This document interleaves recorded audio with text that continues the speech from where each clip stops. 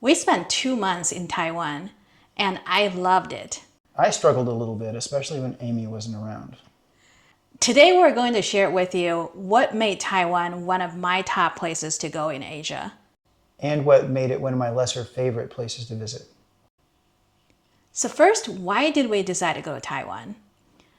I have been to Taiwan many times during my 30s when I was working as an expat in Asia.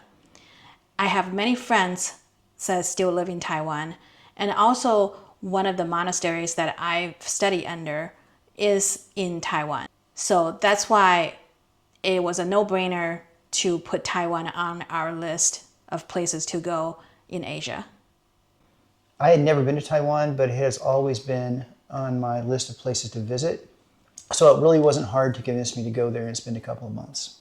As a first-generation Chinese American, I am fluent in Chinese, and that came in handy in Taiwan. I primarily relied on Google Translate and Amy to navigate around. So now let's talk about what was great about Taiwan.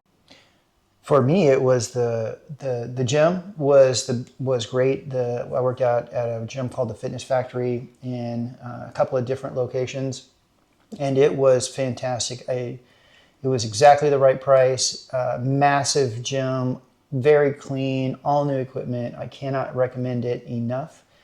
The few Americans that we did meet in Taiwan, I actually met at the gym also, and everybody had the same opinion about it.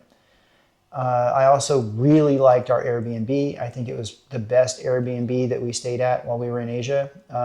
Had a separate bedroom, separate kitchen, separate laundry room, massive living room with a massive television, comfortable couch. It was quiet. Just absolutely loved it. And that was the Airbnb in Taoyuan, right? The second one. That was the second Airbnb that we stayed in. Yeah, we were there for Yeah. a month, and it was perfect. I would love to go back and stay in that Airbnb again. Well, for me, obviously the culture, it was great. And like I said, I have been there several times. So I sort of know my way around a little bit in Taipei. And I love the food in Taiwan.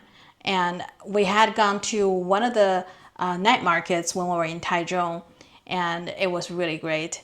So the food, the culture, and language was just easy for me. So that made it really great for me to be there. And one really important thing that I did when I was in Taiwan was to visit Dharma Mountain, which is the Buddhist monastery that I study under. One of my friends a few years ago have left home and became a Buddhist nun at the monastery. So I was able to go and visit her and also to go back to do a 5-day volunteer trip at the monastery. So that was one of the biggest things that I did when I was there. And it was one of the things that I have always wanted to do ever since I started studying Chan Buddhism. So that's over 10 years ago. So I was able to do that this time. That was just wonderful for me.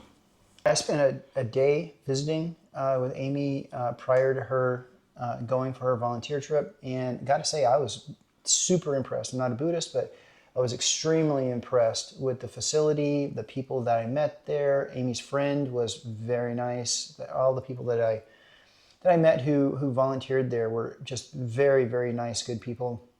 The grounds of the campus were just exactly what you would think a Buddhist monastery or Buddhist retreat would be like. It was really peaceful and nice. Yeah, it was very peaceful. And I have never been to Dharma Mountain before. I've only seen videos of the campus in Taipei.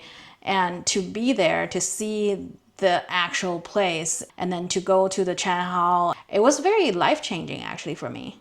When we were in Taiwan, we actually stayed in 2 different places. The first part of our trip, we went to the city called Taichung. The reason we went there was because a good friend of mine, Carrie Ann, actually lives in Taichung. We went there to spend some time with her. And the second part of our trip, we wanted to be in Taipei, but the housing in Taipei was very expensive. So we ended up getting an Airbnb outside of Taipei in Taoyuan, which is 50 minutes to an hour to ride the bus to go into Taipei. Go into a little bit about the challenges that we had. One of the big ones was the finding the right accommodation. We went to Taichung and Taipei, but neither one of those places we stayed in the city center or even close to the city center. In Taichung even, we couldn't really find an accommodation that is reasonably priced. So we had to stay in an area called Wuri, which is at the very last metro station of Taichung. The Airbnb we stayed was actually quite nice. It was a very new building, really close to the transit center, which had buses, trains, and metro. But the struggle that we had was there was nothing really around us because it was a really new development. There was a big 7-Eleven on the other side of the train station or the transit hub, but there's no grocery stores, no real restaurants unless you go into the transit hub. For us to get on the train to go to the gym or to go grocery shop at Carrefour, for example, or to go to Costco, it would take us at least half an hour. Yeah, in one direction. Yeah, just one direction. And so that was a little challenging. Otherwise, the Airbnb itself, it was very nice. It was clean, it was nice, it was quiet. So the distance was kind of a struggle. And similarly, in Taoyuan, our Airbnb was very nice.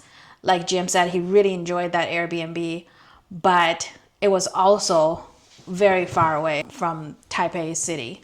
You would have to take the bus. It would take anywhere between 50 minutes to an hour and 20 minutes, depending on where you're going. But the good thing about that location was there were restaurants around us. Oh yeah, Yeah. we could easily walk out of that second location and just walk around and find things outside of our Airbnb, places to eat, places to get food.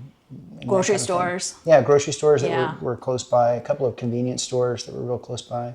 And also the gym was actually close by. Yeah, I think. the second location, it was a 15-minute walk to get to the gym, and that was really good. The first location was a 30-minute train ride one way to get to the gym and 30 minutes to come back. So, by the time you get there, work out, come back, most of your day is kind of gone. And so you don't really wind up doing too much outside of that.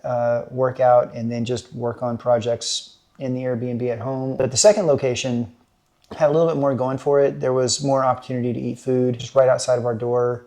We did take advantage of that. We did. We had some interesting experiences. I'm an American and we like soy sauce a lot. And so going to a restaurant, ordering extra soy sauce was like always a hilarious endeavor because it seemed like everywhere we went, we got the explanation that the food was already seasoned and already had soy sauce, so why do we want extra? But that was just kind of a funny quirk of being an American in Taiwan, I think. Yeah, actually, I don't need the extra soy sauce. It's Jim that needs it. And so I would ask the server and I would say, can we have some extra soy sauce? It would be like, well, it's already seasoned. Why do you need soy sauce? And I was like, well, he wants some soy sauce. And then they look at him and they're like, well, fine. And then they will bring like a little plate, of soy sauce. It's not really that much, but at least it's, something for him. So that was kind of funny. It was kind of a funny thing that happened repeatedly. But also, I think you had some struggles when I wasn't there to order food, right? I did, actually. So when Amy was gone to her retreat, it was very difficult for me to order food because I only speak English and I don't speak or read Chinese. So a lot of the menus in Taiwan we have no pictures in, are only written in Chinese, and they'll hand you a grease pencil and a laminated menu and ask you to write down what it is that you want, which made ordering very difficult for me. I did find a few ways around that by going to places that had very limited menus, there was a fried chicken place that had street food that I wound up ordering quite a bit from. McDonald's has a menu that is automated. You can switch it to English and you can order whatever you want. A ticket prints out with a number on it, so then you just have to watch for that number to be called. Also, you went to that Rocket Man place, remember? Yeah, there was a place there that had a proprietor who did speak pretty good English, and I was so thankful for that, so grateful for that. And so I wound up eating there, and they had things like, American food too. Honestly, they could have served anything and I would have eaten there. I wasn't just looking for American food. The challenge became like just going back to the same places, the same couple of places every single day. But I tell you one thing I could do there. I'm a huge fan of popcorn. I was able to find like loose popcorn kernels in the grocery store and cook it on the stovetop at home. I ended up eating popcorn, I think, every day. Taiwan turned out to be a place that loves popcorn, and it was readily available. For me, I really enjoyed the 2 months we spent in Taiwan. The food was great. I got to visit with friends, met some old colleagues that I used to work with. I just had a great time. And also a couple of our friends that we met in Vietnam came to visit as well. We had some good times with them. Yeah, it was great for me. But one thing that we didn't really do was sightseeing. So that would be something that I think if we go back again, I would like to do some little bit more sightseeing. Probably stay in more closer to the city center if we could. And instead of staying for 2 months, maybe staying for a few weeks if the price is too high. I think I wouldn't mind going back to Taiwan as long as we went to a place that was a little bit more tourist friendly.